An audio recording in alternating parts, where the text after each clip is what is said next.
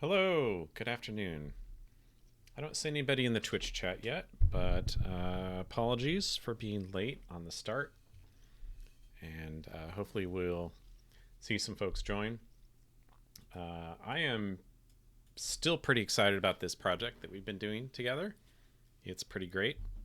Um, and there's a lot of opportunity to learn, kind of join those two interests I have in both Rust and Elixir into something interesting. So I hope you have been enjoying the last two sessions as much as I have, and we have some fun in the tricky way, things to solve. Um, so hopefully we'll have a good session this afternoon, and I hope wherever you are doing well, and let's get started. Apologies, I just got home about 20 minutes ago and had to grab something to eat before the stream started. Um, so I'm still kind of like processing that a little bit. All right. Um, yeah, I don't see anybody on the Twitch chat yet, but if you join in after, say hi. I would love to hear from you, and we'll see where we are. So I am looking at my code. Let's switch over to that screen, and we'll get started talking about where we were last time, what we're doing this time, and what we want to accomplish today. So let's switch over. Okay. So you can see I've got the IDE up in the background. I have Emacs running my notes because I love org mode and I wish something else would implement it. Um, but that's a tall order. Okay, so we are working on tree sitter bindings for Elixir. This means that we use the tree sitter C library via Rust, and we're building our Elixir NIF bindings to that library in Rust. So we kind of got the basics, like the easiest stuff done. And last time we were looking at queries. Queries are the essential thing that editors use for syntax highlighting, and you can use to find particular interesting nodes. You could potentially build some kind of linting on top of it. Um, they're like the best way to query the tree. Um, and we got to kind of an impasse with some issues with the orphan rule, which you can see is like the compile error I'm getting down there in the terminal. So I think we need to get resolve those. I want to resolve those first because they're not the most interesting stuff, but it is useful to have it finished, um, and in a state that we can expand it without having to rely too much on generics. Unfortunately, this is a caveat of building an extension trait. If you try to, and this is the key of this orphan rule thing that we're running into, is that if you make it generic over all types that may implement a particular other trait, you run into the possibility of not being able to implement it for concrete types. And that's a pain.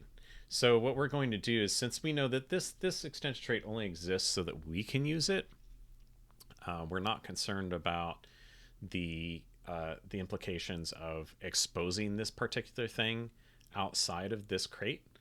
I think what we'll do is we will make a quick declarative macro that can generate an implementation for things that have similar implementations, and then we'll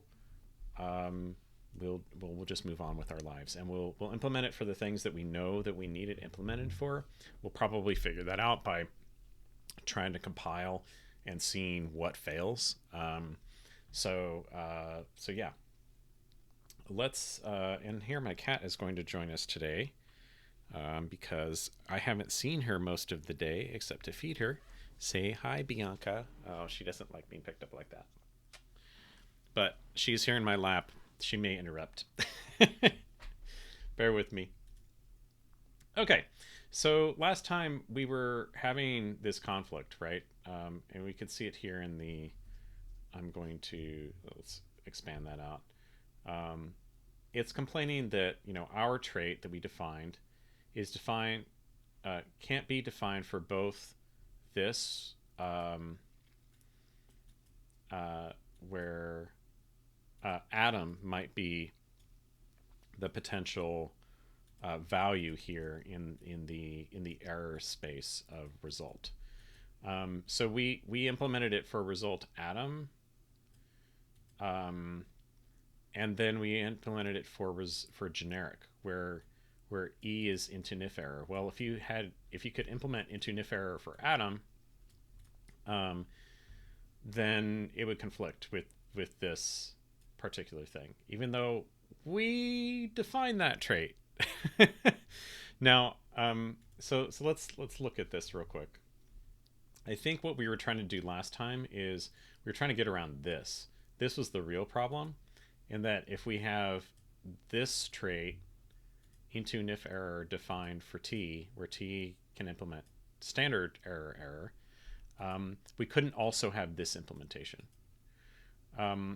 And then we try to get around it by going one level up and saying, hey, let's just do it specifically for Adam.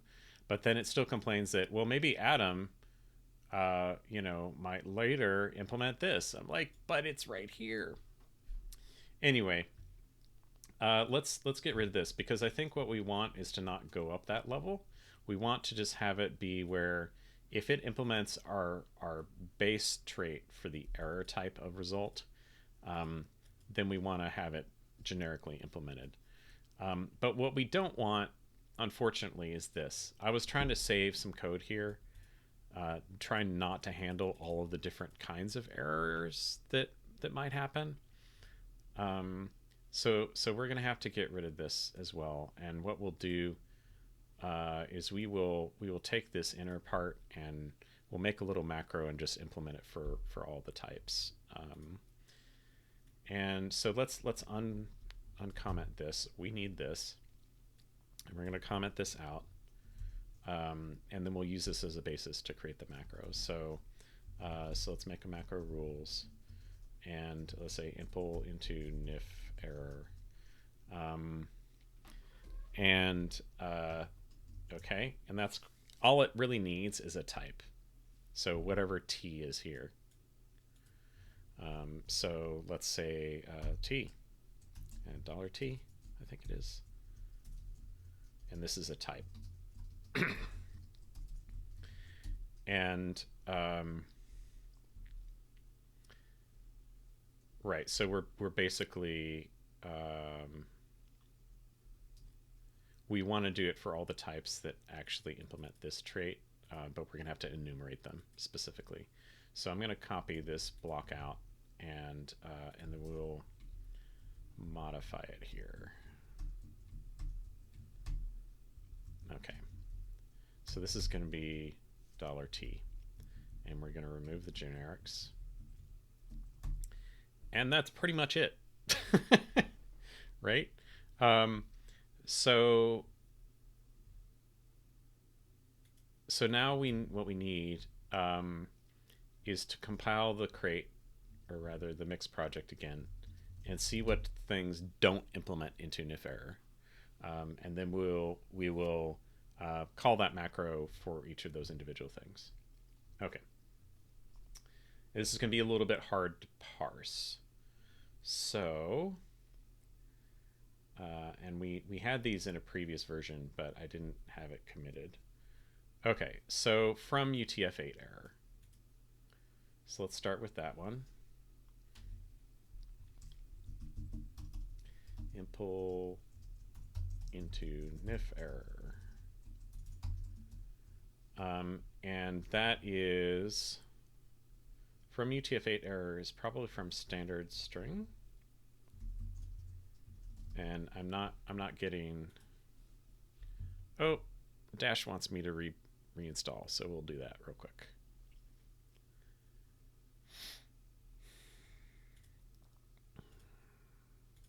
Welcome all of you who've showed up. Okay, so let's look up from UTF-8 error. That's in standard string, right? Okay, so we can do that from UTF-8 error. Okay. What's the other one that? So query error. Query error is probably from tree sitter. We'll do the same for that. The main thing here is we know that if you implement standard error, you have to implement display, and that's what we're taking advantage of here. We're saying format self. We could potentially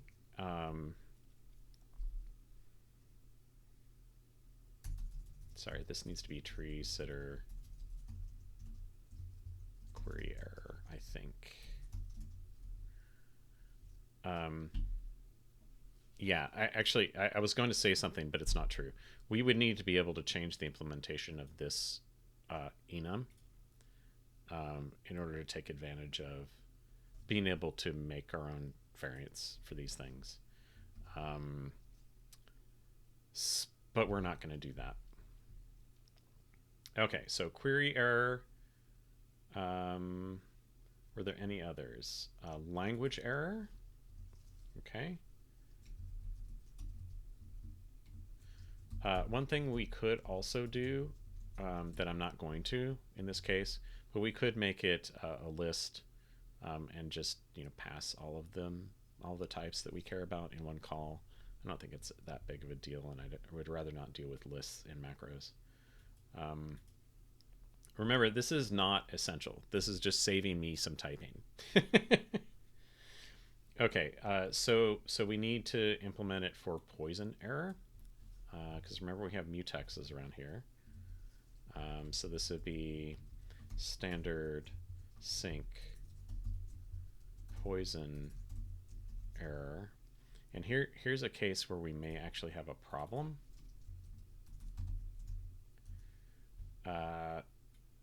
We need an impl t, right?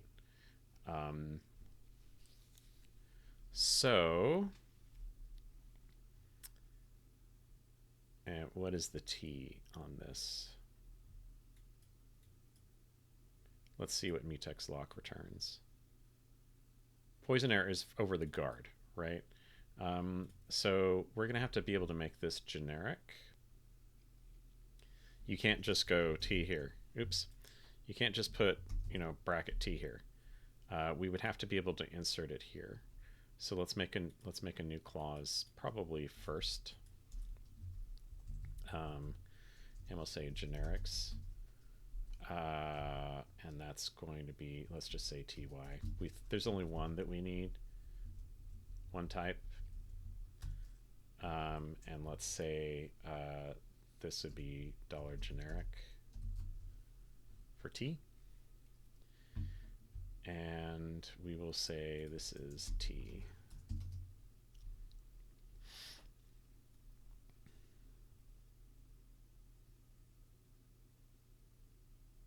That might not work. We'll find out.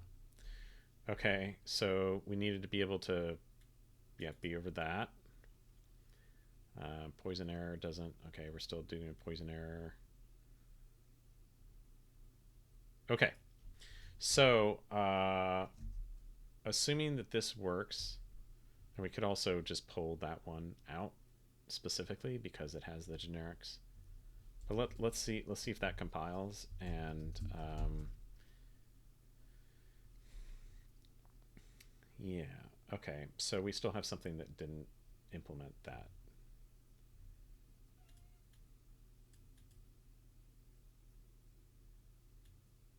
Yeah, let's pull that one out. I think that one's going to be too complicated for this macro, and it's just one implementation right now. So impl t into NIF error for standard sync poison error t, and then we will copy this, and then we're done with that. And let's see if that works. Okay, cannot convert mutex guard to tree sitter tree.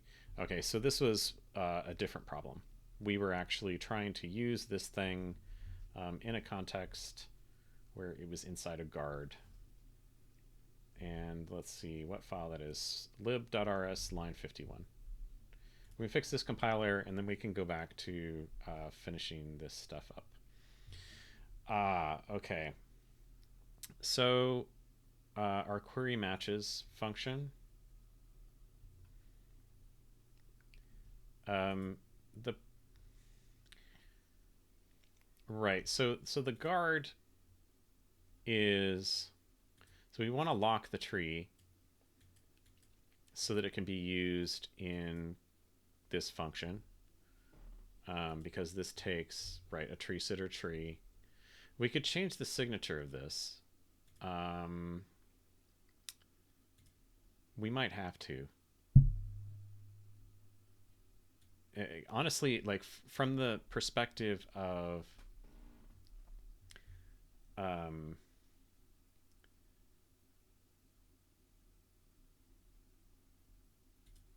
maybe we could do impl asref, right? Because we only need a reference to the tree. We don't care. We need an immutable reference to the tree. We don't care like what the container of that thing is. So let's look at mutex guard, and it should implement asref, or it implements dref for the thing, right? Which should be sufficient. I wonder if it's going to be concerned with dropping that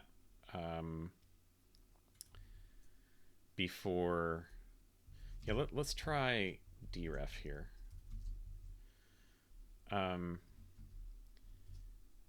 It may go something like, hey, this expression produces a value which is dropped immediately. I ran into that in my work on something else this week for my day job, but we'll find out. Okay, so I need to make sure that I have standard ops dref in here. Yep. Let's put it up here. Use standard ops dref. Dref like that. Hello, welcome, Continuous Anon. Thank you for coming. And thank you for speaking up in the chat. Okay, let's see if that compiles. Okay, so apparently the cursor needs to be mutable in our query file. Okay, so let's say mute cursor. Right, because matches is going to move the cursor. And we are going to throw it away after this expression, but I mean, drop it, it's going to be consumed. But because we're not returning the cursor, we're just returning the results of matches. Yeah, let's see if that works. Okay, at least it compiles. That's an improvement. Okay, let's also look at the hey, I'm doing well, thank you, Continuous Anon. You don't know anything about Elixir? That's fine. There's a lot of the work in Elixir is going to be making nice wrappers around the Rust code. So if you've done some Rust, this should be fairly familiar to you. I'll just say that if you're not familiar with Elixir, like Continuous Anon, Elixir is a dynamic language focused on concurrency, and it's functional for the most part. I say functional, it's not pure like Haskell. But has a nice runtime built on Erlang OTP. The beam, they call it, is the thing. And what we're working on today is bindings to the tree sitter library, which is a parsing library that is in heavy use on a lot of projects that are involved in like editors or tools around languages. And a friend of mine wanted bindings to tree sitter. He's working on an LSP for Elixir. And there's already one that exists, but he's building a new one. And he wanted to use tree sitter in that. So he needs access to it. And so I thought, hey, this would be a fun project to do on stream and just try it out. Yeah, so that's what we're doing. My stream is pretty polyglot. I say polyglot, it's maybe like 3 languages at this point.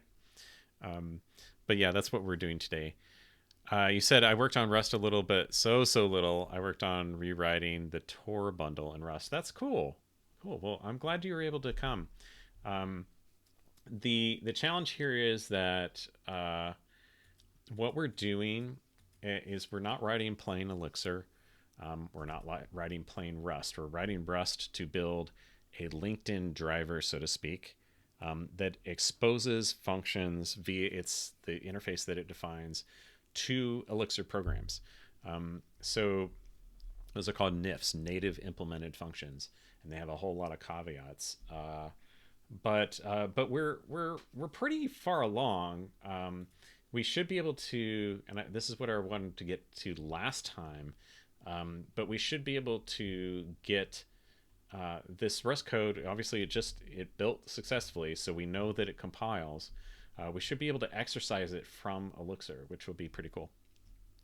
So we'll fire up the Elixir REPL in a few minutes and like run a query on something and see what it returns. Maybe we'll do it in a test. I don't know if we had written any tests yet. No, we have the we have the auto-generated tests. So let's just delete that. Okay. If you have experienced Ruby, the syntax of Elixir looks kind of like Ruby, but the semantics are completely different. Don't get confused. Okay. Okay. I ask this to every programming stream I join now. Do you know APL? I do not know APL. I have seen APL presented about. That's about, or variants of APL like J and Q and K I have seen presented about, but I have not worked with APL directly. Very interesting language. Fourth, also interesting in similar vein. I also don't have an APL keyword, so there's no way I'm going to be programming that today. Okay. Back on track. Let's look at this function and kind of understand. We built this from the bottom up, right? Here in this file, we defined the structs that'll be automatically converted to Elixir values. These will be converted to Elixir structs. We define their parallels over here. Unfortunately, there's no way to like code gen from this into this. Maybe we could do a build RS or something that builds it, but that'd be a bit much. So this is kind of mimicking some of the tree sitters API here. So we have the low-level tree sitter things, and we're turning them into this query match struct. We also have the query captures.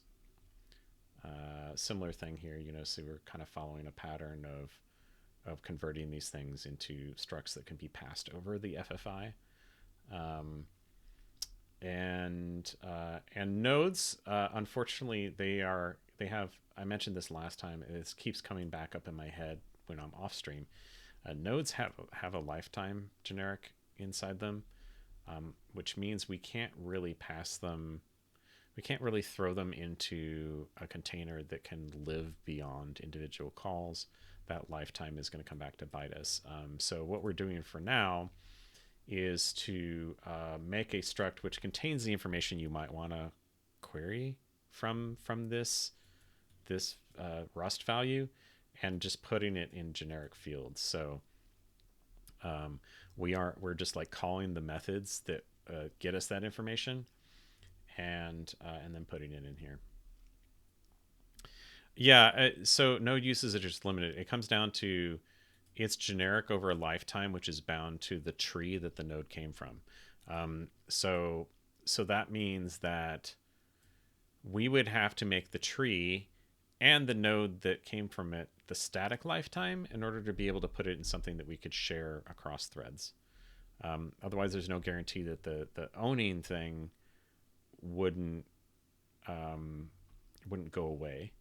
Now, one thing that's interesting about this with Tree Sitters API is that this actually isn't really generic over that lifetime. This is a wrapper around a C pointer. But that C pointer has a lifetime that's implicit. And what they're doing with this API is saying that, like in the code, I think it's like this. It says tree, tick tree as the lifetime. Just to indicate to you that as long as that tree is live, this node can be live. But there's, since the way that the beam works, even if we are not passing these values between processes in Elixir, your process that owns this thing might come back on a different thread. We have no guarantees about which thread it's going to be run on because it's not really preemptive, but you can think of the beam as a preemptive runtime. And so we cannot wrap this up into a resource, put it inside a mutex arc mutex. We can't do that with this thing. So we're just not going to. We can't guarantee the lifetime of it. So anyway, that is to say, let's figure out some code that we can do in Elixir to try this stuff out. Okay, so all of our interface functions here are in this file. So this is going to become a function that is exposed via an Elixir module, which is what we want to do. So, right, so we have to pass in. So this is a raw query. It's going to be a binary. Source is a binary. Oh, right, because we need, the tree has the structure but doesn't necessarily have the original source. And that's why this query matches is there. Right, because down here, for example, in node, where'd it go? We have to pass the source so that we can get text out of the original source based on what the node's range is within the source. And a little bit roundabout. You would think, oh, it's just got this over here and it'll just point into it. Unfortunately, that's not how it works. So are you interested in competitive math? No, thank you. I am more interested in doing fun things and sharing what I know. Okay, so let's look at, this is where we define our NIF functions. So, just like we did with the structs, there has to be a dual on this side. And we have not exposed this query matches yet. So we're going to have to add that to the API. Matches. And then let's go up in here and do something similar to this. We need to make a query matches function that it can override when it loads this library. And this particular function takes a tree, lang, query, and source.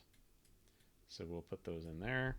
This takes a tree, language, query, and source.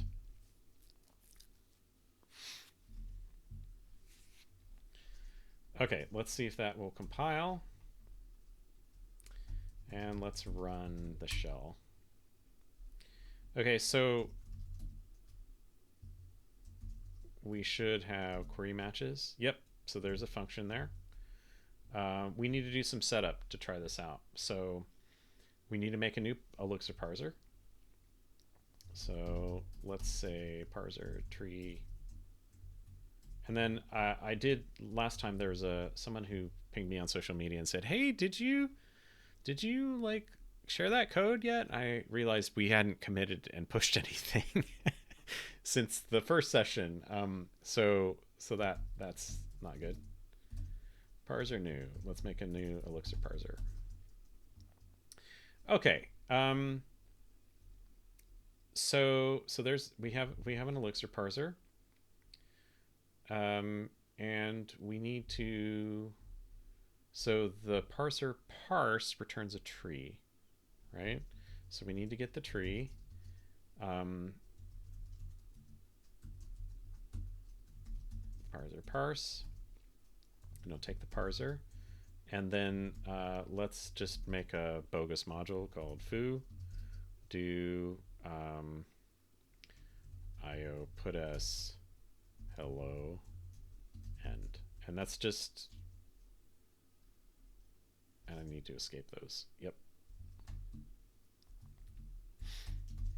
Okay. So that should parse that. We got a tree. Note that the reference is different from the parser.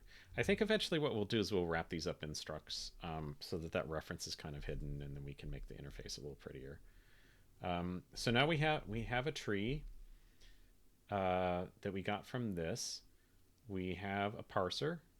We don't need the parser anymore for this step, but we need the tree. The language is going to be that Elixir atom again. And we need a query and the source code of the text. So what I should have done is set this to a variable, but we'll just copy paste it. Okay. And okay, so let's run a query matches. I'm gonna have to probably copy paste some stuff from an existing query. We haven't exposed the built-in queries for each of the languages yet.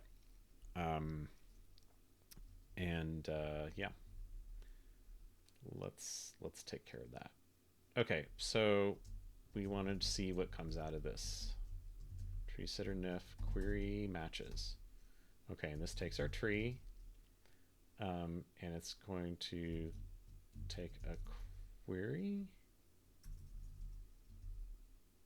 It takes the language, Elixir.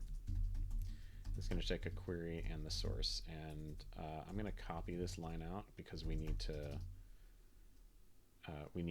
get a query to use, and we'll do it with a 3 quote so we can just paste it from somewhere. And if you remember right, if you were here previously,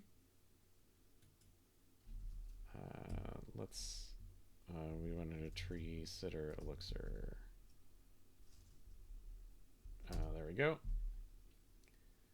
So here's the queries. So we could maybe do the tags query. That's not very long, right?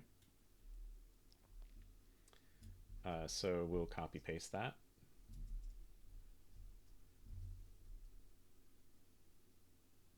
Okay. So there's our query. Quite extensive. I don't know, for instance, if when they produce, because these queries get compiled into the final library, right? So if we go tree sitter Elixir,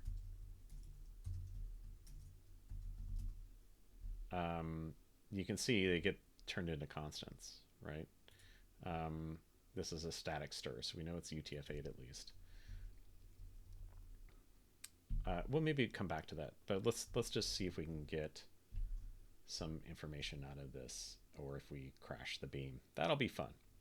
Okay, so here's we defined our query. Here's the source. Segmentation fault. We did it. Oh, no surprise. Okay. Segmentation faults are not good. We probably have some issues here. I'm not sure how we're going to be able to fix that.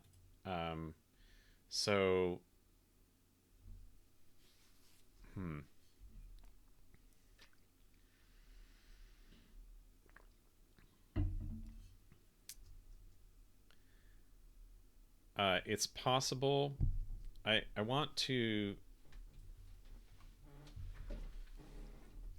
It could be an allocation problem. I don't know how we're going to debug this actually. It could be an allocation problem, so we might try not using the Erlang VMs alloc and realloc and free. It's been okay in the past, but it's not clear what that segmentation fault is from yet. So this will be fun. I was so hopeful I don't know about you all, but I was very hopeful. Now, I wonder if panics would appear as segmentation faults. I would hope not. They should not. Segmentation fault is a memory safety thing. So, like, hey, you tried to access some deallocated memory or something. Let's, for now, comment this out and rebuild. Now, setting this back up is going to be a problem, I think. So let's try.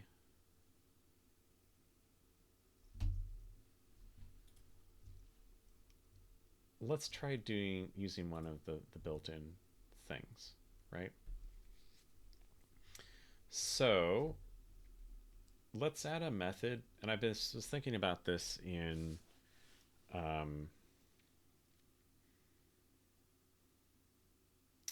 between streams that we would want to do this. And I think that I think that we want to do this. I'm not sure. We'll have to look at the Rustler docs. I'm not sure what format it's going to be in, but basically what I want to do is say queries to get the built-in queries for the current language. And this will be a vec, and we'll probably use static stir, and those are all static stirs, right? The queries are all compiled out as constants. So I think let's do this for now.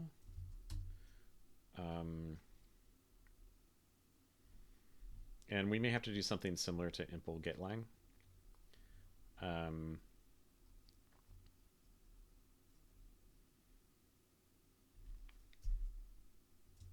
Let's just do Elixir first.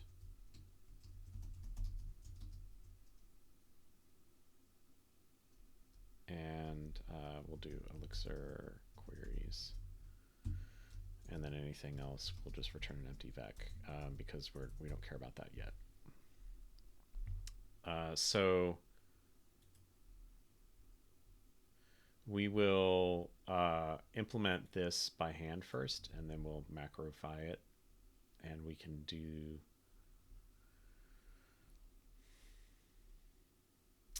that for each of those things, similar to what we did here.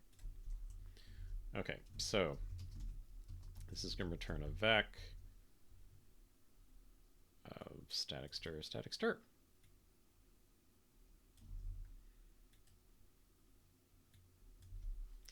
And the reason I'm doing it like this is I think that we might want to return it as a so-called prop list via the NIF, or have it be turned into a map. I haven't looked yet at what Rustler does there, so we'll figure that out.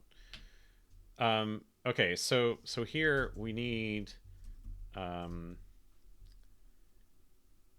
this is gated on features, right? How we originally did that. So if we have the Elixir feature turned on, we want to return. Excuse me. We want to return something that makes sense for the constants that it defines here. So node types is not a query, but highlights and tags are.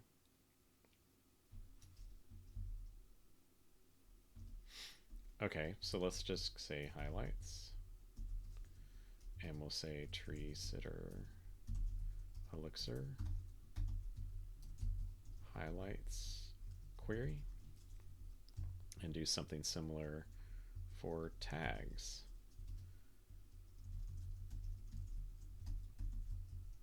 Tags query. This is fec. Okay, and then we need to do the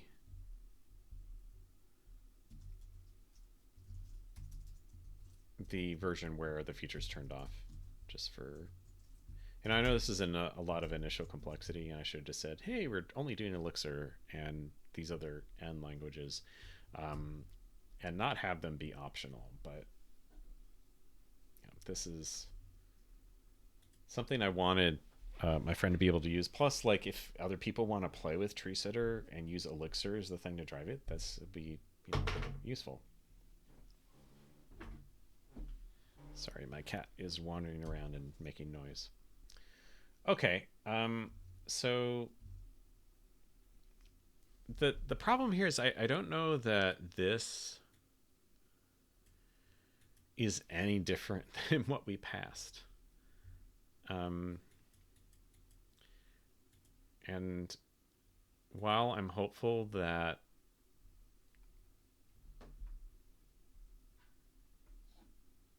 that this will work, I don't know. um, debugging seg faults in the beam is not fun. And I'm a little bit worried that we're going to be blocked here completely. Okay, well we just have to forge ahead. What I want to do here is make a new NIF function, and it'll be similar to this, like language supported. This is going to be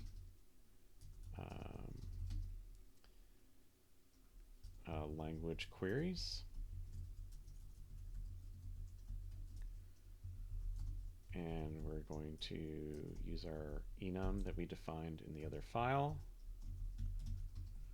and this is when we need to look at the rest of their docs.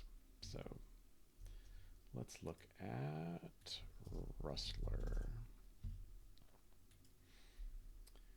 Okay, and the main things I want to look at are encoder, or if they have any other documentation in here. Because the return type of your NIF implementation has to be something that implements encoder. It will, this macro wraps your stuff in what you need to actually expose the API. Welcome back, Isaac. Thank you for coming. So I want to see, yeah, so this is implemented on vec of t as long as t is encoder. We could do hash map and and return that. That would guarantee that it comes into Elixir as a map. Remember, all these things have to be implement encoder. Okay, so stir implements encoder. I expected that. It should return it as a binary. Okay, I think we're going to be fine. It implements that on tuples. It implements it on hash maps and on lists and on strings. So I think we're fine. So let's go back here, and maybe we'll start with vec, and just like not change the return type of that function we defined on the enum, like so, and then we'll say lang dot queries, and if we want to change that, we could change it to a hash map and then call collect on it, and see what happens. Okay, so let's start with that. Again, I don't know that this is going to do what we want. I don't know that this is going to make sure that query is actually safe to pass the query stuff.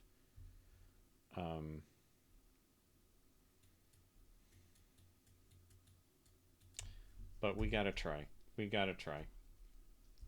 Let's make sure we compile still. We do. Okay. So let's do some of the stuff we did before. Let's actually just see what our new function does. Oh, except I missed a step. Um, I missed a very important step or two. So we need to add this to the list of things we export. Language queries. And we also need to add it to the NIF module, because otherwise it's like I don't have any function to override there.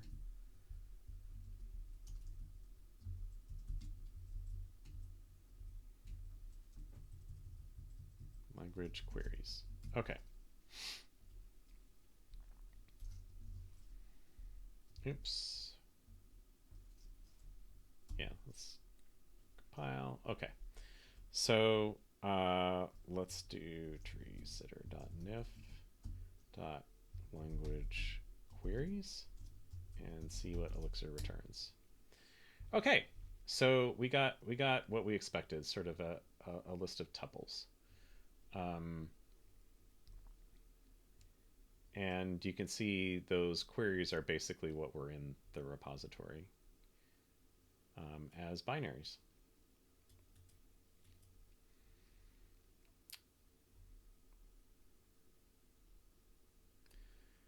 Okay, well, let's go and change this. I really would prefer it to be a map when it comes out. I think that most. The other thing that we want to do, yeah, I think we're going to do this, and what I want this to be is standard collections hash map of, and this we want an atom, right?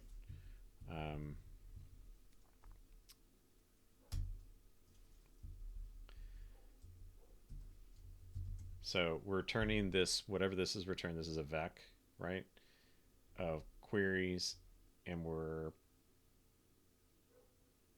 going to consume that, make a consuming iterator, and then we're going to say map that, and that is going to be, those are lists of tuples. And so here we want to make use of the being able to, okay, we need the E and V here though, which is a problem.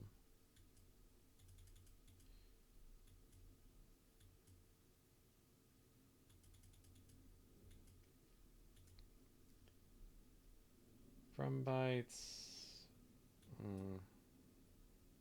These are all NIF results. Yikes.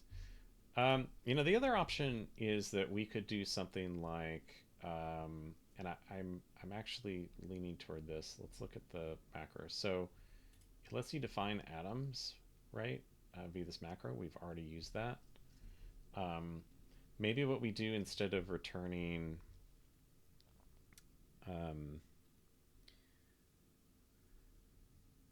instead of returning strings from this function, we return atoms. The question in my mind is how you construct it, but let's figure it out. Because we can do this. We already do this in some of our code. Like we have this. We have unsupported language. Like we could just do highlights here and tags.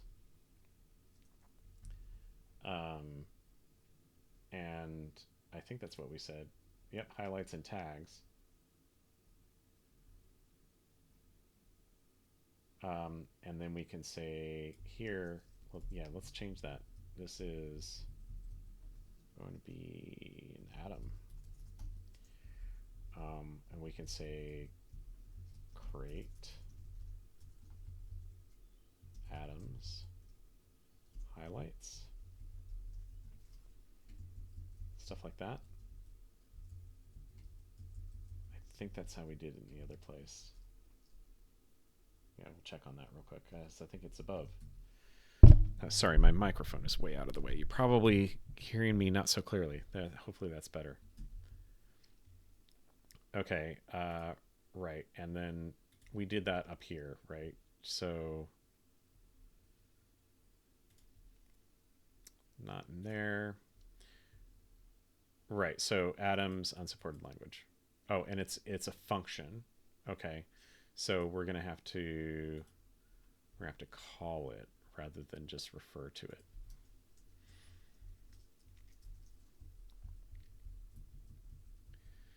And then in order for this to compile, we're going to have to change this.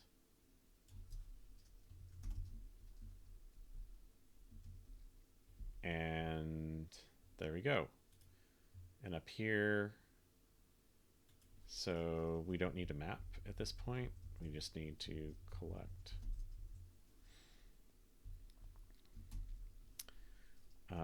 And let's quit.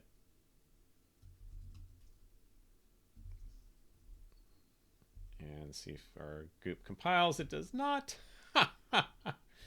Okay, hash is not implemented for Rustler Atom. Interesting. Okay.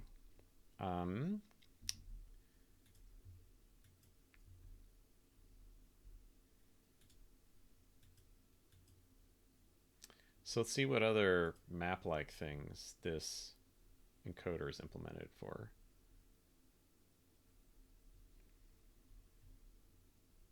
Only hash map.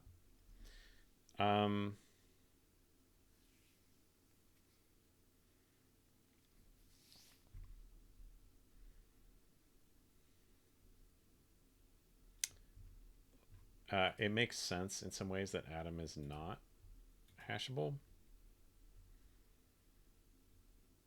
Is term hashable? Term implements hash. So, but you need the env, right? As CR NIF term is just an integer.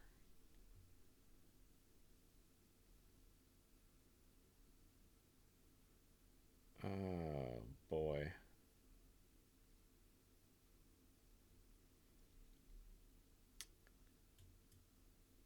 And I'm not positive that we have, yeah, we don't have in here the env. And I don't know if this, let's look at the docs for this attribute macro and see if it will inject the env if we have that as an argument. That would be really nice if it does, because then we could take advantage of that. So let's look here. NIF macro. It doesn't say anything about that. Let's look at this. Let's look at the source. Come on. Okay.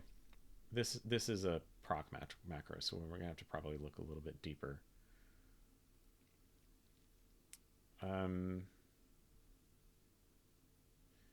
So it's this transcoder decorator.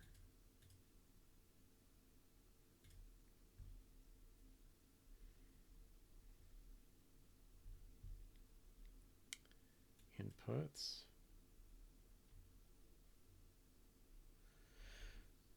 Okay.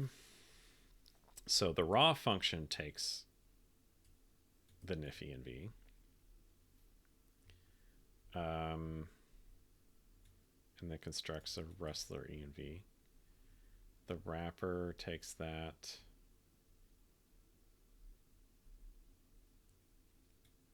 Okay, so it's making basically an anonymous struct, and implementing NIF for that struct. Okay, it's got some catch and wind. That's interesting.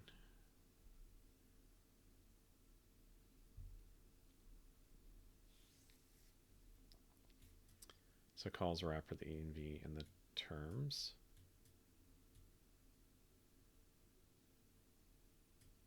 And then it calls apply. I don't know what that does. Okay.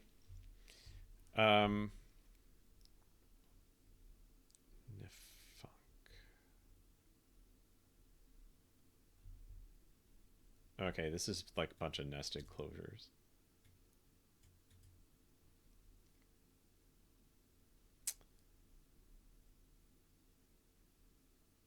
Okay. So,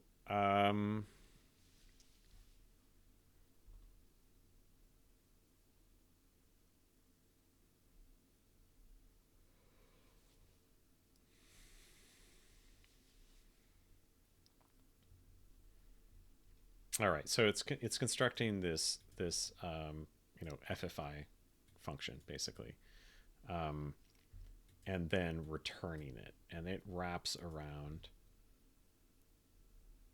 this construction of the Rustler environment, um, creating these are C functions basically, that the Erlang VM is expecting to call into, and it's going to give you argc and argv. That's the only way you pass a variable length array pretty much in C, um, and that's how Erl NIFs do it. Okay, so it constructs a slice from those parts, and then it maps them into terms. So this term is going to be, this is a like a C enumeration, and then it's going to collect it into a vec. Okay. And then we construct a wrapper function, which will wrap the actual thing. And this decoded terms comes from where? Oh, these are the inputs. So this is coming from what it read of what the Rust code is. Argument names.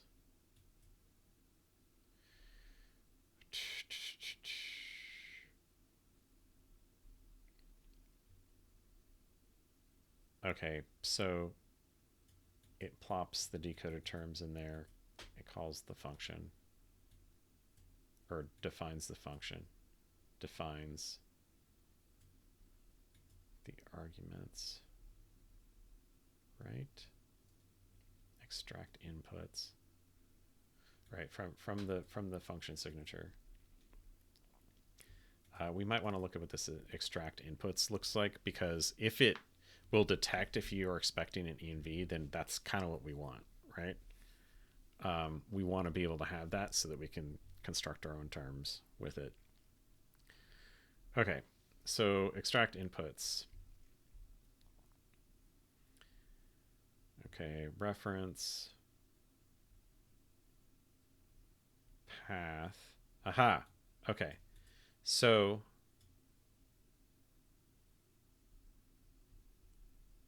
right, so you can take term or env as types. Right, ident is the last. That's a little bit sloppy. It should probably be checking that that's correct.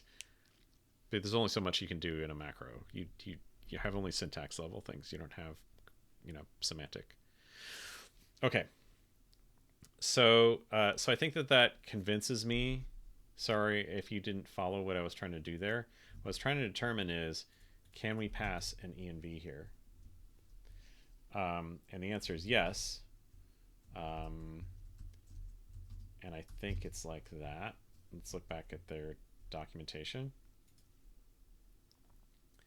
Env. Yep, it takes tick A. So so what we can do if we have that is turn these into terms, right? And this will be term tick underscore.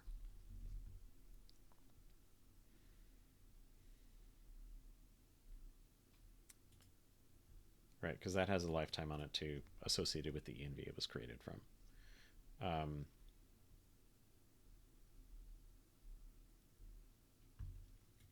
And so then what we can do is, we have those static items that we defined. Yeah, why wouldn't Atom implement hash? It's really bizarre. I think it comes down to they want you to turn it into terms. I don't know. Maybe that's a patch we should make.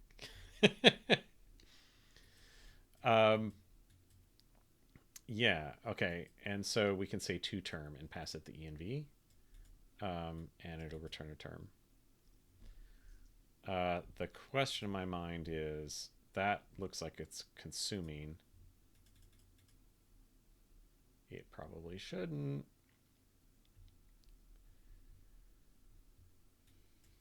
That's an unsafe. I'm not trying to send anything. We can clone it. Yep, let's just clone it. Okay, so if we have an env here, we want to get a map. We want to map this. So this is a collection of keys and values, and we were about to do this earlier, but what we want to do is this is an atom, right? And we're going to have to go back here. Look at that. To term, and we'll pass it env.clone.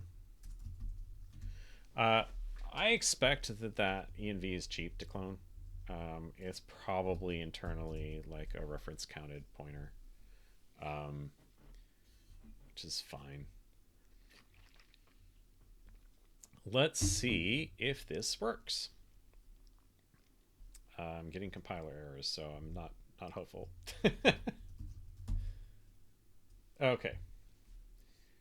Cannot be built from. Did I not make a tuple there?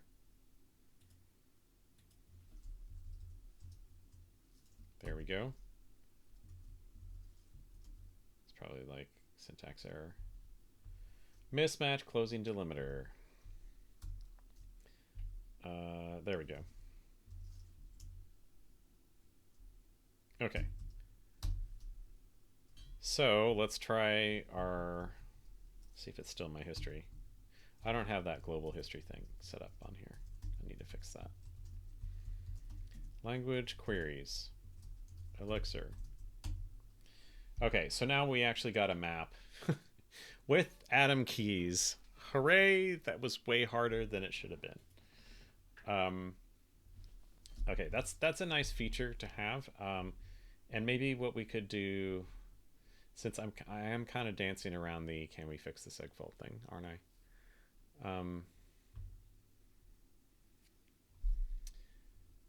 There's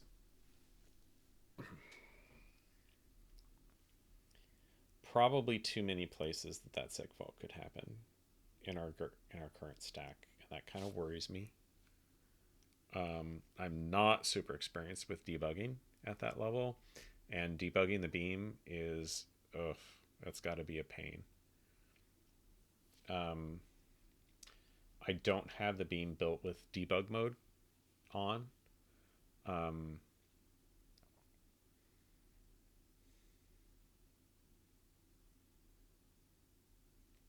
This troubles me. But we will do our best.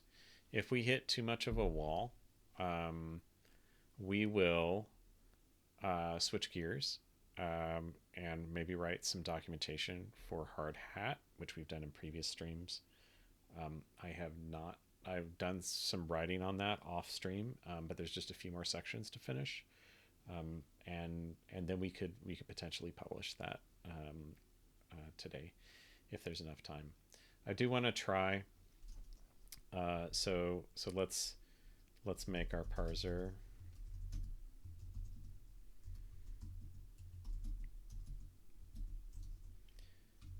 Let's say I want to get this into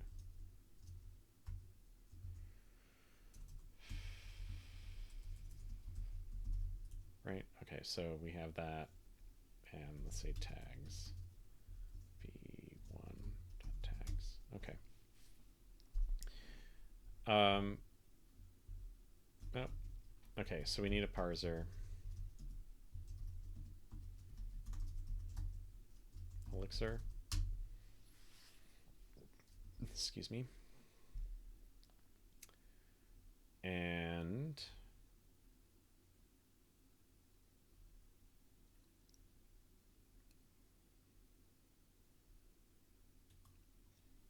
and then we need to parse something. We could try, just for the sake of argument, let's say source is just the empty string, and see if we can do an empty file. Let's see, what does that take? It just takes the parser and the text. Okay, and that's tree. By the way, if you don't know about this function in IEX, that returns you, so v is a function that returns you the value of the last evaluated line. And you can also give it a number. So you may have seen that in that previous page, I said v1, which was the return of calling language queries in our NIF. And you can refer to those through your session. So I have always found that really helpful. Okay, so we have a tree. Let's try query matches. And it should return nothing if it doesn't segfault. If it segfaults, I don't know what we're going to do. Okay, so we're going to call query matches. And that takes the tree. It takes the language, which is Elixir. It takes the query, which let's start with tags. And the source is, the empty string. Okay, so this time it didn't segfault. Yay. So on an empty input, it doesn't segfault. Obviously nothing matches.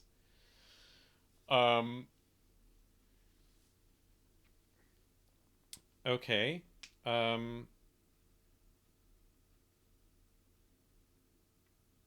Let's do something. Yeah, ship it. Exactly, Isaac. Thanks. Ship it. It doesn't crash on empty input. Makes sense. Okay, so we're gonna have to make a new tree on this, because we're gonna parse something else. Let's parse something a little bit more complicated. We're gonna try to reuse that parser. Let's say def module a do end. Like that should be a pretty simple tree, right? Okay, so we've got a new tree. We can verify that it's different because it's not, the reference count is different there. Okay. Let's try query matches on that. And we need this.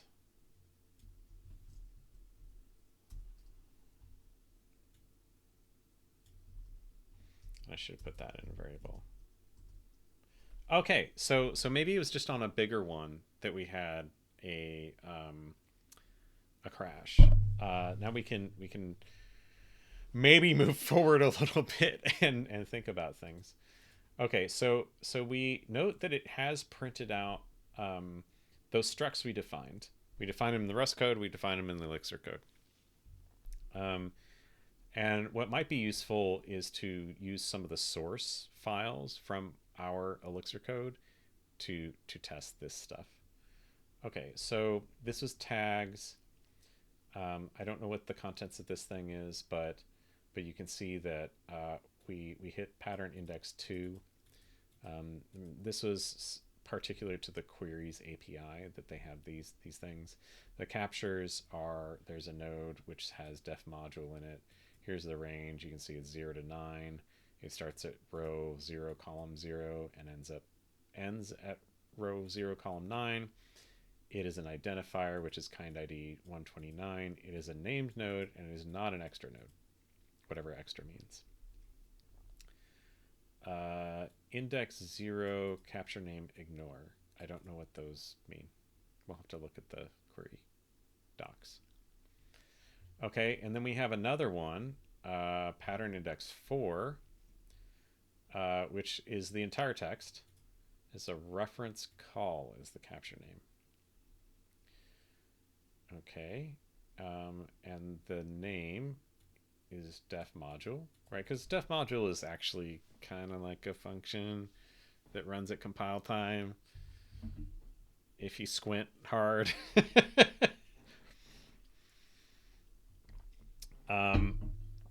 Okay, so this is So it's basically saying here's a whole call, and here's the name of that call. That makes sense. Okay, here's another match, pattern index 0. Again, the whole node module definition is what it thinks that is. Makes sense. And there's nested captures there. So the alias being, that's the name of the module. Capture name ignore. It's interesting that they like tag that with ignore. And so I guess you're just supposed to know that ignore means something. You skip over it. Okay. Let's see what else it captured. So here, pattern index 6. Looks like we got the name of the module. Reference.module is capture name. So name. Okay. So that's interesting. Dare we try something bigger?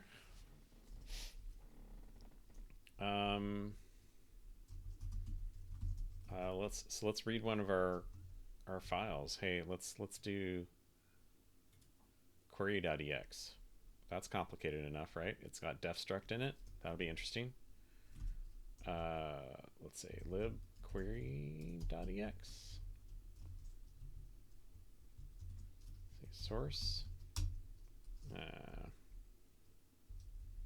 Lib tree sitter, probably. Like so. Yeah, there we go. Okay. So NIF parser parse. I don't think it's recommended that you use the same parser for different files, but we're just playing with it right now. Let's parse source. Okay, so we got a tree. And let's go and run the queries on it. And this is going to be source, right? And hope we don't segfault. Hey, we didn't segfault. Cool. Okay. So we're going to see a lot more here. Yeah, and I think this is the kind of stuff that let's try highlights. That's a much bigger one. We don't segfault that. Yeah, it's working. Okay. This makes me wonder if what we were doing wrong was not letting tree sitter do its own allocation. Look at all this. Look at all this. My goodness. Okay. I think that's a good place to make a commit. We don't have everything in there that I would want, but you can run queries against valid trees, so that's good. We resolved that orphan error over here. And maybe before we make a commit, let's go ahead and make this generic. Generic-ish. And then maybe we'll do something like make this an expression.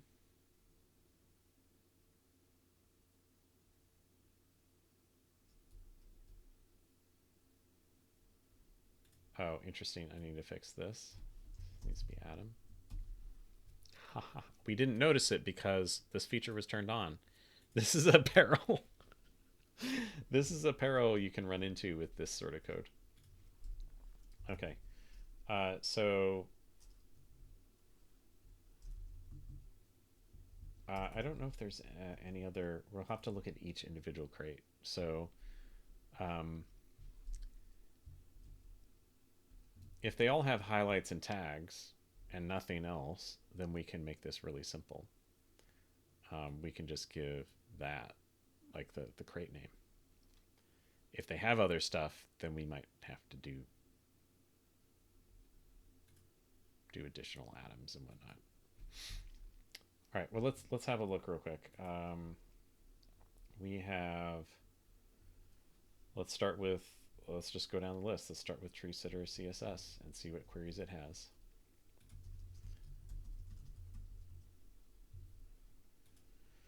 It has highlights query, does not have tags. Okay, so we've already got something that's different.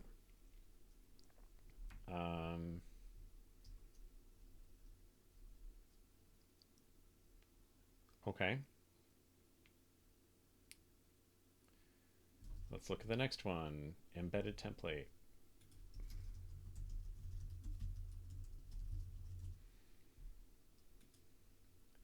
This has grammar is, yeah, it just has highlight query. And I don't know that those are named consistently. This is highlights, and the other one it's highlight.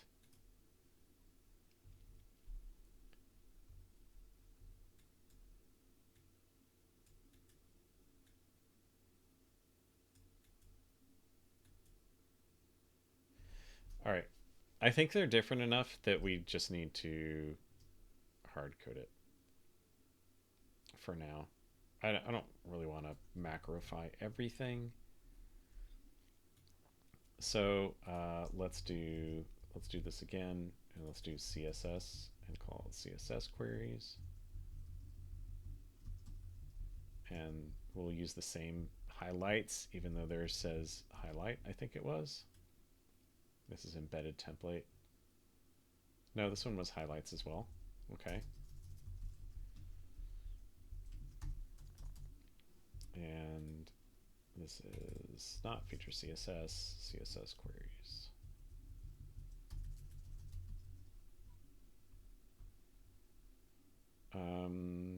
Right, and I'm just doing that lexically. So Elixir came next, and then let's copy, actually let's copy CSS and do embedded template. Yep, I called it embedded template. Okay, so this is going to be embedded template.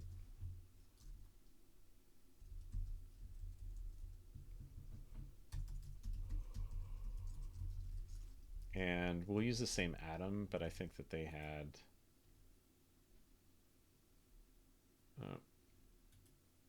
let's search that. Thanks. Yeah, they had highlight query. Slightly inconsistent. This will be embedded template. Highlight query. This will be embedded template queries. You can see that, you know, this is a little bit repetitive, and it would be cleaner if we could do something like this, but this is not uniform. Unlike this is very uniform. It would require a much more complicated macro than I'm willing to do today. Patches accepted. Okay, Erlang, and let's just maybe what we'll do here is we'll split this vertically so I can see. Yeah, let's no, split up, so I can see the list of languages here, and then down here we can actually do them. And unfortunately, we are going to have to look at each of the docs page for those. And it's probably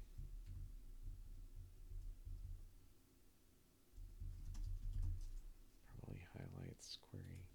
We'll see. All of these implementations are the same though, so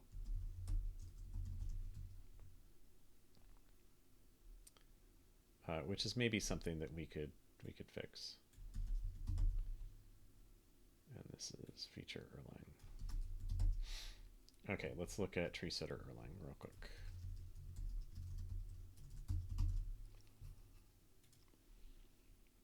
It doesn't even have any queries. Oh my gosh, we're off the hook. Okay, cool. Somebody doesn't like Erlang. enough to give it queries. Okay, what's next? Gleam. Let's copy the CSS one again. I can't be bothered with the embedded template deleting all those characters. And this is not particularly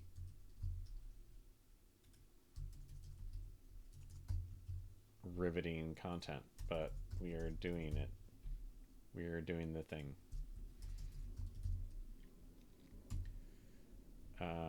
This needs to be gleam queries. Gleam. All right, let's look at tree sitter gleam. Make sure it has a highlights query. There. Oh, right. This one was not on crates.io and docsrs, but is actually in the Gleam repo. So we have to look at. We have to look there in the Gleam Lang organization. Okay. I wish they would publish it. That would be nice. So queries. Let's see the bindings. Okay, so they've got highlights query, locals query, and tags query. So we're gonna have to make a new atom, which is fine. Locals. And so highlights, that's fine. And it's going to have locals, which is locals query, right? And tags.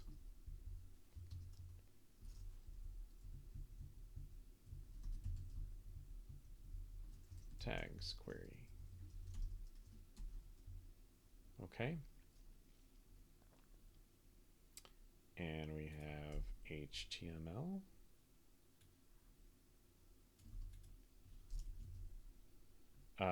I need to get better with my editor because I think that I could probably do a bit more efficient search and replace here when I'm defining these functions.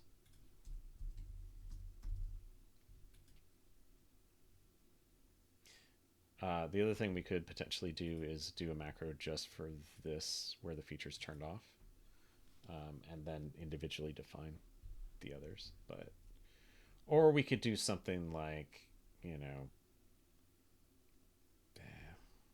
not going to bother with that today.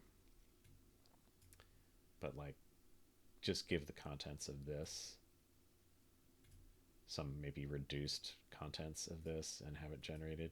I don't know.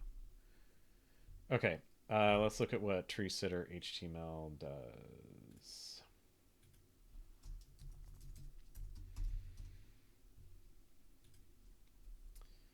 Okay, it's got highlight query, injection query.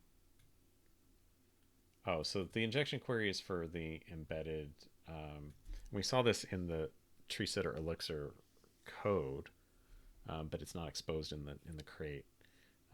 But yeah, this is for embedded languages. So I'm guessing, yeah, so it's like injection language JavaScript. And for style elements, it's CSS.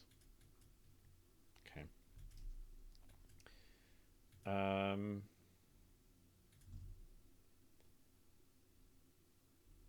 Let's go ahead and make that.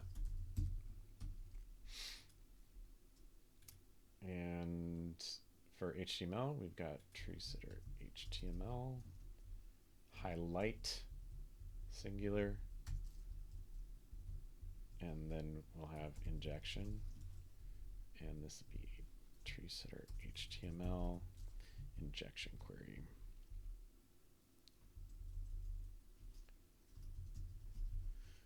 Maybe one hash map on with language as key that returns a tuple back. Can you explain more what you mean, Isaac? I'm curious about that. Language is a key that returns it. Oh, okay. I see. You're talking about a like a compile time, like a compile time hash map. Yeah. Um, maybe the problem is we won't be able to do that without doing this feature switching anyway, because as long as you can turn off any one of these languages, we can't create a complete one that we could potentially slurp from for these individual function calls. Um, because if this, if HTML is turned off, then this symbol does not exist. These things, and it won't compile. So unless you're thinking of something different, and you can explain that more to me, I don't think that we can do like a compile time hash map of this stuff without feature switching here. Now we could do something like, and this is just me spitballing, but it could be like, instead of doing the attribute macro, we could do something like feature HTML, and but the problem is this part still needs to compile regardless of whether the feature is turned on or not. So if the feature is turned off, we don't get this crate, and therefore we can't even compile that branch. Yeah. Conditional compilation can be messy. I'm not sure that that's what you're suggesting, but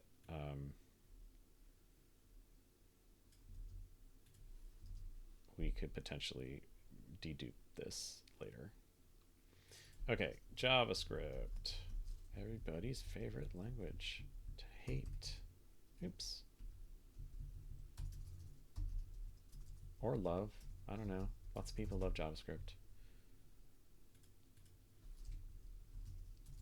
I'm kind of in the middle. It has its uses. It's not my favorite. And this is probably not going to have an injection query. We might get a tags, but let's fill out the rest of the conditional compilation.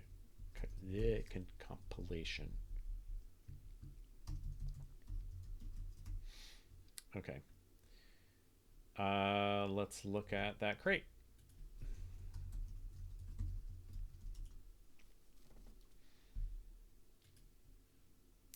Okay, it has highlight query, it has injection query.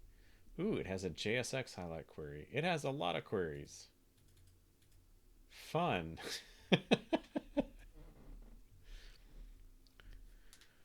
Oh, I see what you mean, Isaac. A vec conditional vec. Maybe. Maybe. Oh, so that if it doesn't find it in there, you return default. That's interesting.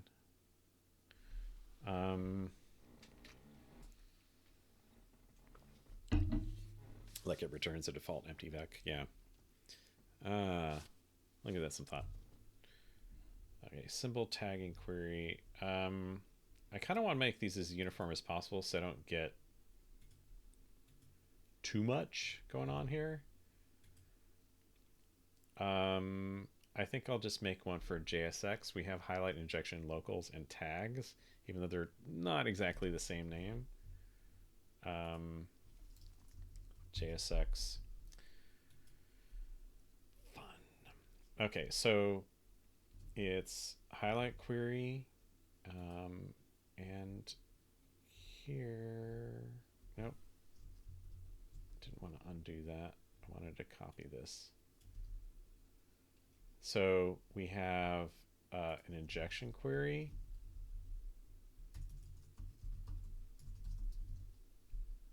Injection query, highlight query, JSX highlight query, and Adams JSX.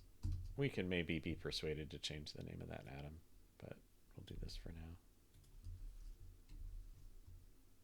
JSX highlight query. And we have locals. And I think there was one more.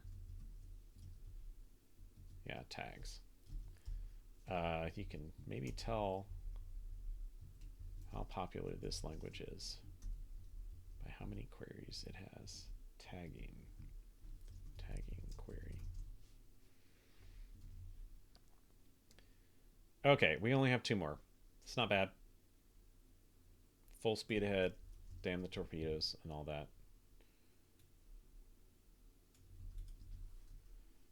And we will make a commit. I realize we're coming up close. I was hoping to be able to go up until 6 p.m. local, but I think I might need to cut it at 5:30.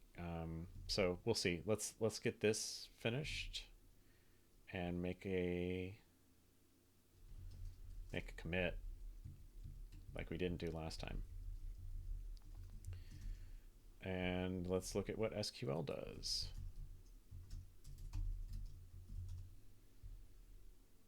There's one for BigQuery. Fun. Okay, it doesn't have any queries. Yay! Easy. Saved me typing. JavaScript. Oh, I'm gonna check that. I think I typoed that. JavaScript queries. Now we are going to have to go up to the top and you know, hook these things up. But okay, SQL queries never has any. We might be able to inline that even, just, but we'll see. For the sake of consistency. Okay, and then we have TypeScript. Now remember, you're like, why these languages? Probably, if you've been here for a previous stream, I picked these because these are a lot of the languages that people doing Elixir projects will use within their projects. So like, maybe your Gleam is a little bit off the wall. Maybe I should have Lisp in there so that you can support LFE or something like that. That's even off the wall.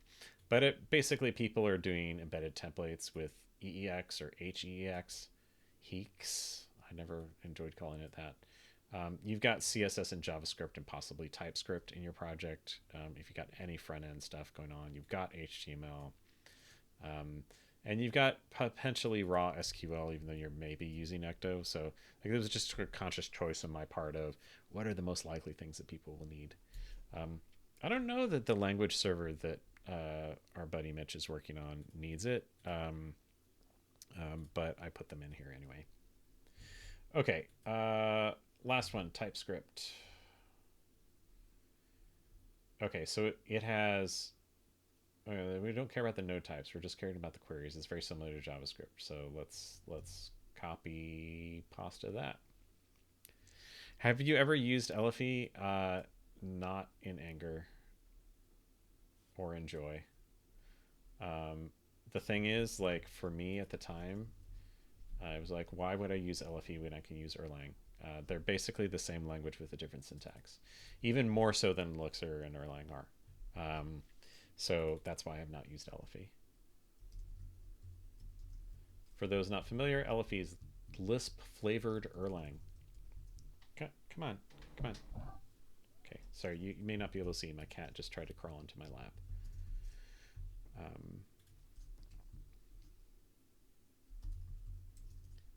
And she decided to do it by going across the keyboard. Okay, so there's no injection query for TypeScript. Cool. There's TSX node types, but there's not. Ooh, that's interesting. It has multiple languages. It has TSX. Yeah. But it doesn't have multiple queries on there. Okay.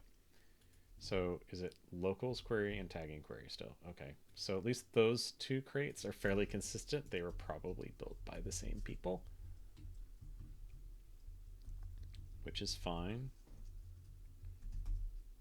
I don't know if you could hear her licking my arm right next to the microphone, but a little bit of free entertainment there. Okay, so, yep. Let's remove that split. And now we need to go up in here. And so similar to this, let's just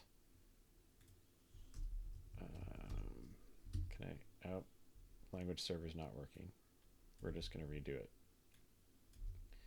So this is going to be, let's find and replace. Nope. Get underscore regex.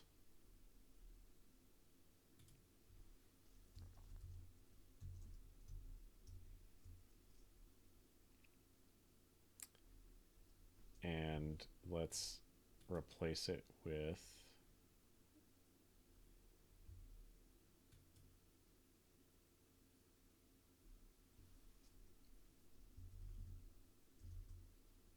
queries. I don't know if that's how you do it in there. Yeah.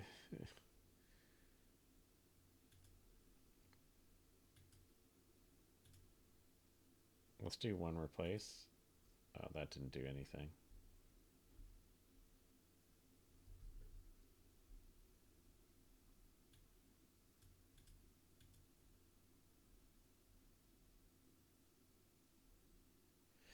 Okay. Again, cases where I need to be better familiar with my editor. We're just going to have to do it like this.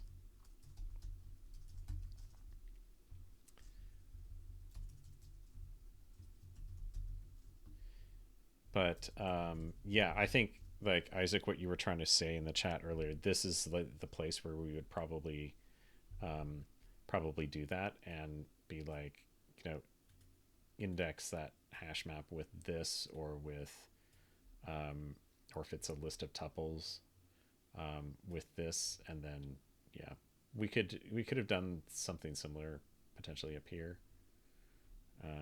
but yep. I don't know that that gives us any benefit over writing out the functions, other than the tediousness of writing the functions.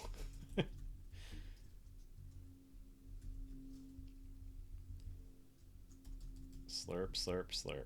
Licking my wrist as I'm trying to type. Thank you, cat.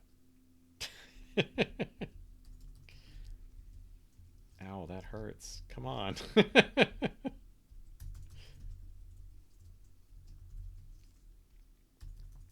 Okay.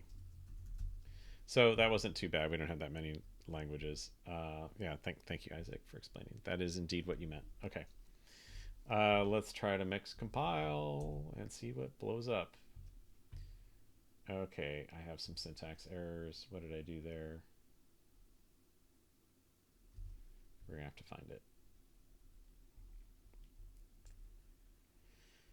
Somewhere around JavaScript queries.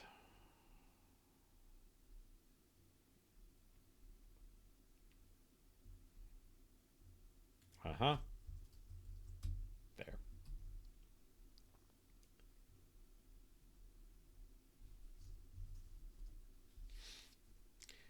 I would like to get, and we did the same thing there because yep, and this needs to be TypeScript queries.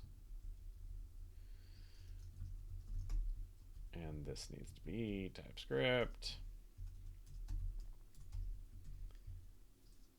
I would like to get the language server running on this.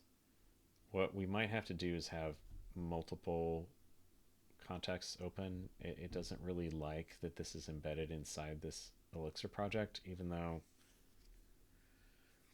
in my day job we can get both the TypeScript and the and the Rust one running. I don't know why it's not working here. Okay.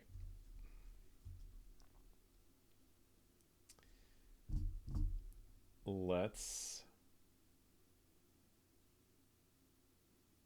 try this out. So what I'm going to do is I'm going to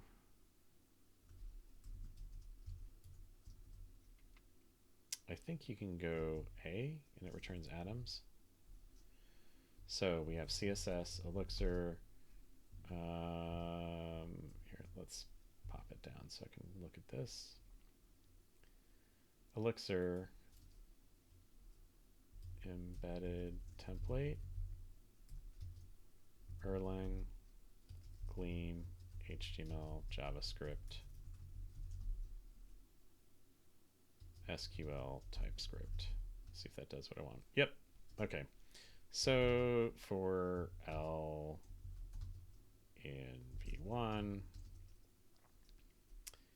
do tree sitter,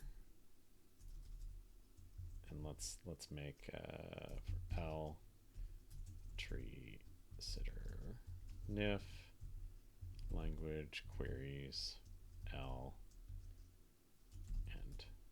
Okay. And so you can see here all those are empty. We got, it didn't blow up, which is good.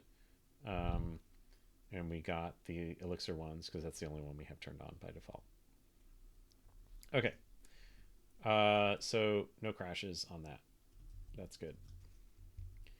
Let's finally make this ginormous commit because we added so much. There's one other thing that I want to do before we commit this, which is we want to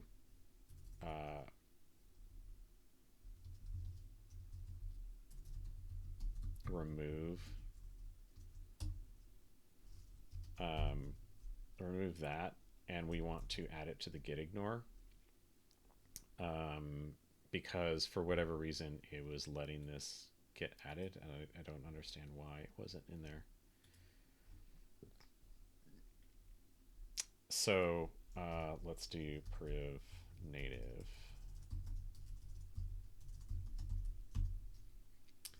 And this is NIF artifacts. It's fine for the stuff down in here, like in the target directory, you know, debug or release.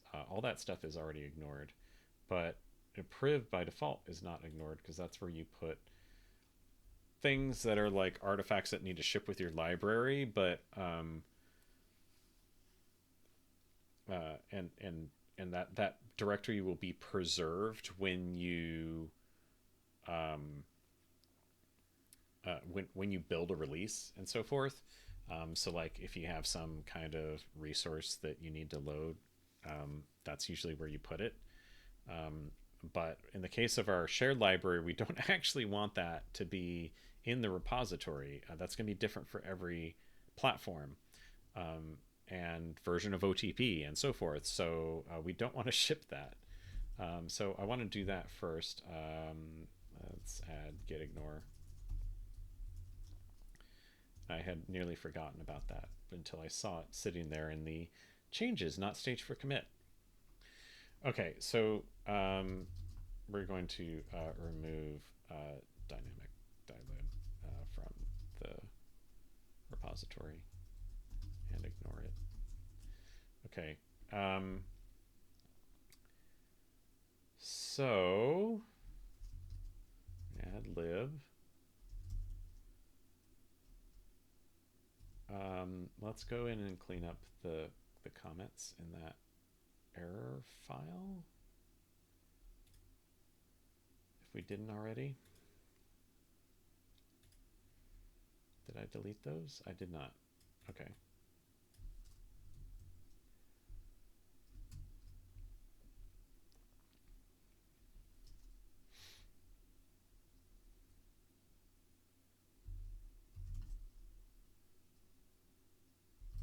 Let's look at the diff again. Okay. I kind of want to make some meaningful. Let's reset soft. I don't actually want those in there. I want to make this the sequence of commits make a little bit more sense here, because we resolve that thing with the errors first, and like, yeah.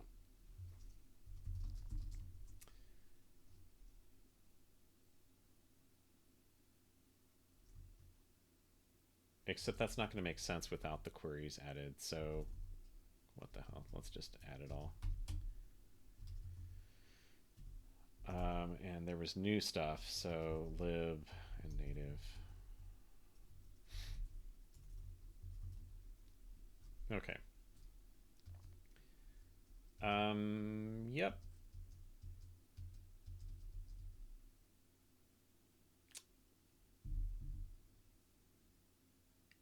Let's fix this real quick. Um, at least what I'm going to do, I may leave it commented in, or like commented, but in the code, and put it to do next to it, because I want to revisit that. I think it's useful for the sake of the Beam accounting of what memory is being used. That maybe it should use Beam's allocator, but in the end, it might not be that important. So uh, if not, like, it's fine to have a different allocator. It just, as long as they're not given the same memory space, there's.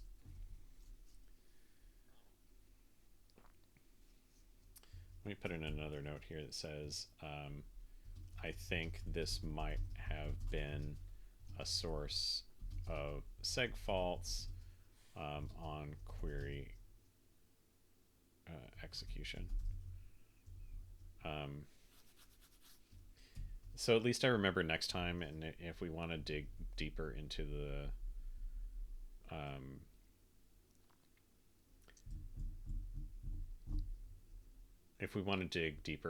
that seg fault problem and see if we can resolve it, then we can do that. Okay. So let's see here.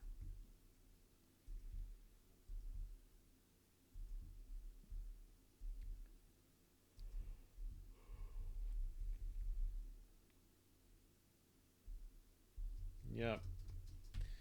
Okay. So let's make a bigger commit message. So this is we're going to implement basic query matches, and so query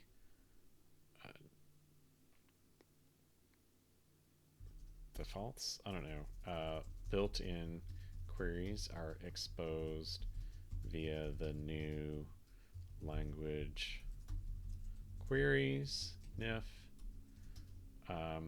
Query matching is exposed via the new query matches NIF. We got structs defined for all the query related types. Basic node struct that calls some functions. Basic node struct that we don't need anything about that. Okay. Real quick. Yeah, so these are all the things related to query types.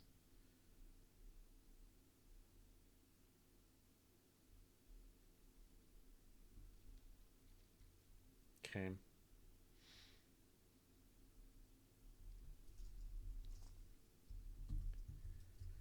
Elixir and okay, this is good enough for me. We made a commit. Yay! Let's push this. Nearly 2 weeks without pushing a commit. 2 full sessions, and we finally pushed a commit. Okay.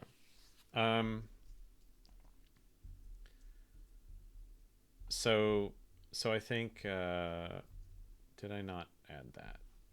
No, that's fine.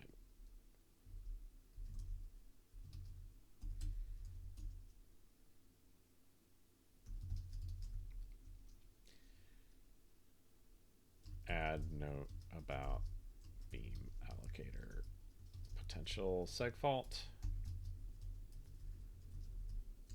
Okay. I'll push that. Okay, so I think this is, since we reached kind of a stopping point here,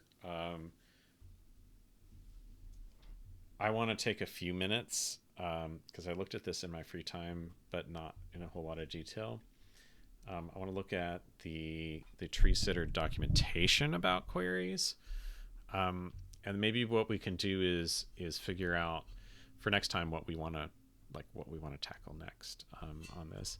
We clearly have not implemented that much of the API because, as previously discussed, lifetimes of things getting in the way. These are C pointers underneath. The lifetimes are kind of added on. They're made up as part of the API. But like, Node has this, some of these things are very, like query cursor, something that we'll probably just keep internally. This is what we might want to expose some options for, setting limits on it, etc. Or limiting it in terms of byte ranges. Maybe there's something useful there. Let's see. We also have the option of tree cursors. We might be able to, now let's see, this has a lifetime on it too, which is potentially a problem. We might want to think about how to build an API that goes back and forth. Maybe treats the tree cursor opaquely or something, or where it could be, rather than an external iterator, it could maybe be an internal one where you have to pass it a closure and then we call back into Elixir and then it comes back, and then the lifetime stays. That might be interesting. And we did call them matches, but we didn't do this captures one. We might be able to do that next. That's pretty interesting. It does take, yeah, well, this one took a node. We were always just treating it as the root node. We'll probably want to think about ways to expose some of these other ways to get nodes, because once you have a node, you can go to its children. You can go potentially to its parent. You can jump to specific descendants, it looks like. There's a lot of things in this API, right? Because it's intended to be like your code implements something that like calls these methods to get the next bit of information you need. But as long as the scope, the lifetime of this struct is bound by the tree that it comes from, we are stuck. Now, we do have the tree being in a resource. And a resource, I mean in the NIF sense. We did this stuff in here, which was, make it a NIF resource, which means we can throw it. And that tree is actually a wrapper around the tree sitter tree with a mutex in the middle, so that we can use it across different threads. What am I trying to say here? Like, this is never gonna exist. At least not as a resource. It's gonna go, nope, you can't do that, sorry. So we need to think about how could we give the same sorts of affordances that this gives, without requiring that thing to live through lifetime, through passing through the Elixir code. Maybe use from afar. Maybe there's some kind of thing that we have, I don't know, a unique identifier, and we track it ourselves. I don't know. Could get tricky. Okay.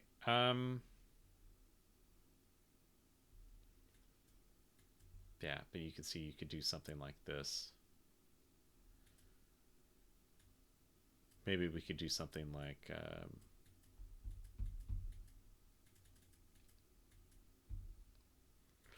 oh, that's something we could potentially do. We could do a, assuming we can get enough information into those structs that we created, for queries, we might move this, like this node thing. Maybe we could do something like give me a pre-walk or a post-walk. The sources. So would there be a way to express in Elixir that the source is the same between the parse and the query calls? I would love that too. Now we have only been building a low-level API, so maybe we can do that in a higher-level API. We could, since binaries are shared, it's not a big deal. We could say something like, that's a good question, Isaac. Thank you. So we can say parse. This could return a tree, and that tree could contain the source text, because not this, but like maybe we have a higher-level API. And then it could take the inner tree, which is that NIF resource, and the original source, and just pass it through for you. So that's a good point. But like I fully intend to do stuff like that. So we could define, we have all this stuff in query. We could define structs in tree setter tree setter parser, and those wrap these things, and because we never intend this to be used directly, we're just doing it for testing. Is our integration actually working? That's an excellent point. Then we could make this a lot more ergonomic. We could say, hey, create me a new parser, and then and then parse this thing, and that gives back a tree that has the NIF resource in it and the source. And maybe we can make use of that somehow. Maybe there's some additional metadata that we can track that will let us get to particular nodes, for instance. All these things I'm thinking about. But yeah, there's a lot of sort of traversal stuff that we could do by saying, hey, execute like a pre-order, a post-order walk of the tree. And then people can do things like put those. We can make that pre-order post-order thing be enumerable potentially, which would be really interesting. Okay, I think this is a good place to wrap it up. And thank you for all your interaction today, folks.